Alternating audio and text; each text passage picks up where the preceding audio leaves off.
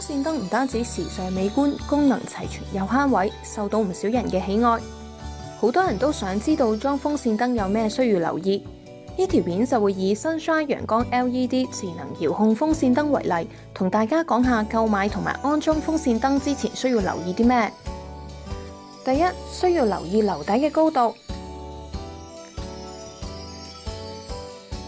安裝風扇燈嘅樓高最少要有2.3米。安裝同埋購買之前需要先量度單位嘅樓高，因為風扇燈同地面嘅距離會直接影響到我哋嘅安全同埋舒適度。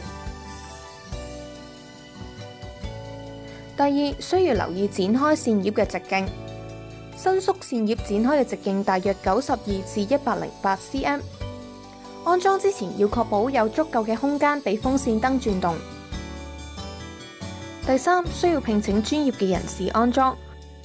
為咗確保安全，安裝同埋接線嘅時候，必須請專業嘅電工師傅或者合資格嘅人員，按照標準嘅程序進行安裝，以免發生意外。第四，保養嘅問題。Sunshine 陽光智能遙控風扇燈備有1年嘅全保、3年嘅摩打保養。購買有保用證嘅風扇燈，用得安心又放心。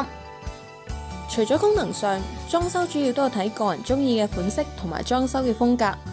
Sunshine 陽光智能遙控風扇燈備有多款燈罩可選，總有一款為你所愛。